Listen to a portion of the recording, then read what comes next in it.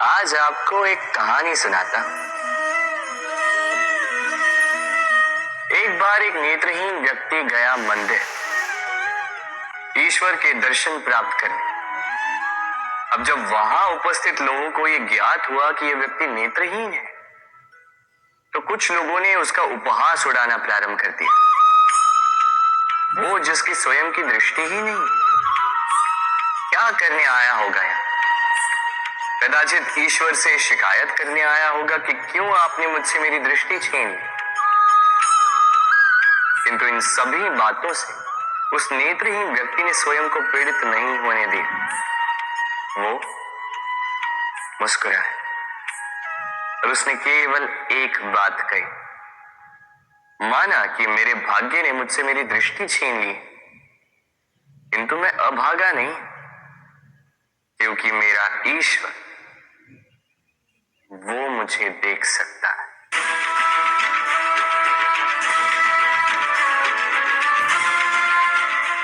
स्मरण रखिएगा, दृष्टि नहीं दृष्टिकोण आवश्यक है। यदि आपका दृष्टिकोण शुभ, तो अशुभ में भी शुभ स्वयं दिखने लगता है और मन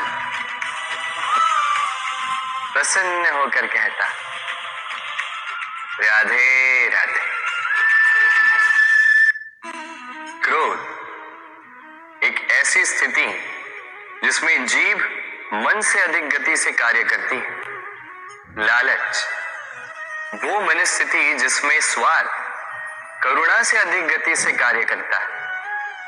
प्रतिशोध जिसमें व्यक्ति दूसरों से अधिक स्वयं को हानि पहुंचाकर सुख पाता है।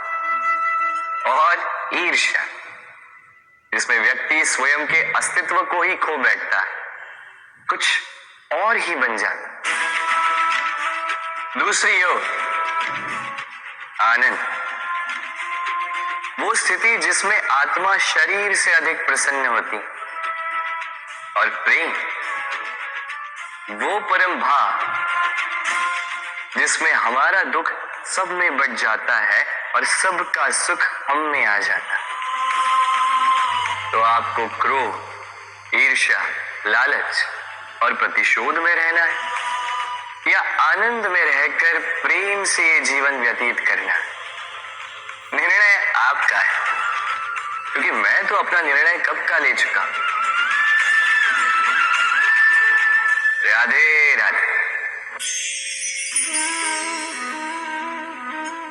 यदि जांचने जाओ तो ऐसा कोई रत्न नहीं जिसमें कोई खोट ना, किंतु यदि मन में बसा तो प्रत्येक रत्न हमारे लिए सर्वश्रेष्ठ। यदि परखने जाओ तो संसार में ऐसा कोई जीव नहीं जो सर्व से अधिक विषैला, किंतु यदि मानो तो ऐसा कोई जीव भी नहीं जो सर्व से अधिक सरल, जो केवल अपने पथ पर चलता है, जानकर किसी को हानि नहीं पहुंचाता। उसी प्रकार मनुष्य, यदि मनुष्य को परखने जाओगे तो वो गुणवान नहीं लगेगा, किंतु यदि मानो तो प्रत्येक मनुष्य में कोई न कोई विशेष गुण होता ही। बस बात आती है आपके दृष्टिकोण। इसलिए अपने जीवन में मनुष्य को परखने में समय नष्ट ना करें। मनुष्य कोई वस्तु तो नहीं, मनुष्य आत्माधारी जीव है, जो कदाचित आपके व्यवहार से बदल भी जाएंगे। पराये भी आपको अपना मानकर गले लग जाए। बस प्रेम भाव को ऊपर। राधे राधे।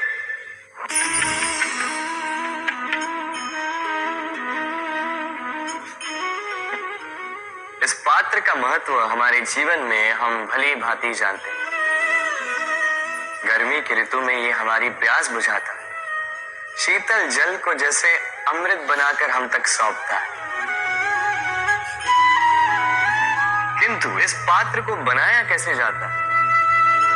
क्या इस प्रक्रिया के विषय में आपको ज्ञात है? सर्वप्रथम कुम्हार स्वयं के पैरों से माटी को गूंथता है, मथता है, फिर उसके पश्चात उसे एक चाक पर चढ़ाकर उसके पश्चात उसे चाक पर चढ़ाकर घुमाता है, फिर उसके ऊपर बाहर से प्रहार करता है और साथ ही भीतर से सहारा भी देता है ताकि ये मटका टूटे। फिर अपनी ही बनाई रचना को जलती हुई भट्टी में छोड़ देता है तपने के लिए, और उसके पश्चात शीतल जल देने वाला ये पात्र हमें प्राप्त होता है।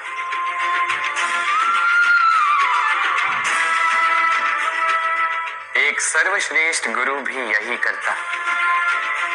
सर्वप्रथम हमारे मन में छिपे संभावनाओं को निकालने के लिए हमें मथता है, फिर कठोरता से हमें आकार देता, उसी के साथ हमें सहारा भी देता, और फिर उसके पश्चात परीक्षा की अग्नि उस भट्टी में छोड़ देता जलने के लिए, और तब जाके हमारा अस्तित्व बनता है। इसलिए यदि आपके गुरु कठोर हो तो उनसे कुपित ना हुई, उनसे क्रोधित ना हुई, क्योंकि वही वो कुम्हार है जो आपके जीवन के पात्र को एक सुंदर सा आकार देंगे। राधे राधे। जीवन में जैसे जैसे आप आगे बढ़ते हैं वैसे आप कई लोगों से मिलते हैं।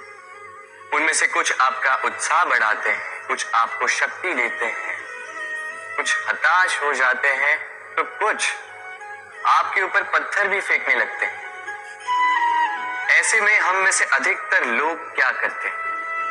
दूसरों के कर्मों के कारण स्वयं विचलित हो जाते हैं, क्रोधित हो जाते हैं उन पर, उनसे लड़ते हैं, उन्हें कोसते हैं, प्रतिशोध की भावना लेकर उन्हीं के फेंके हुए पत्थर पुनः उन्हीं के पास फेंकने का प्रयास करते हैं। किंतु इससे होता क्या? ये है आपका लक्ष्य, ये है आपकी राह। अब इन सारी बातों के कारण आप यहीं रुककर इनका सामना करने लगते हैं। इसमें सफलता तो प्राप्त हुई, किंतु आपको नहीं। उन लोगों को जिन्होंने आपको रोकने की मंशा से आपके ऊपर पत्थर फेंकना प्रारंभ किया था, यदि उसके बदले उन पत्थरों को इकट्ठा करके आप अपना एक घर बना लें, तो आप पर पत्थर फेंकने वालों की संख्या धीरे धीरे कम होती जाएगी। आप भी अविचल होकर अपने लक्ष्य की ओर आगे बढ़ पाएंगे। तो आलोचना से लड़कर स्वयं का समय व्यर्थ करना चाहते हैं या अपनी लक्ष्य की ओर अपना ध्यान केंद्रित करना चाहते हैं? निर्णय आपका है। राधे राधे।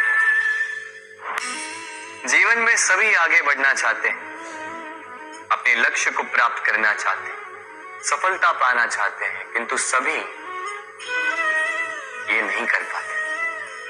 फिर जुड़ जाते हैं उस प्रयास में कि ढूंढ ले वो कारण जिसके कारण ये असफल हुए।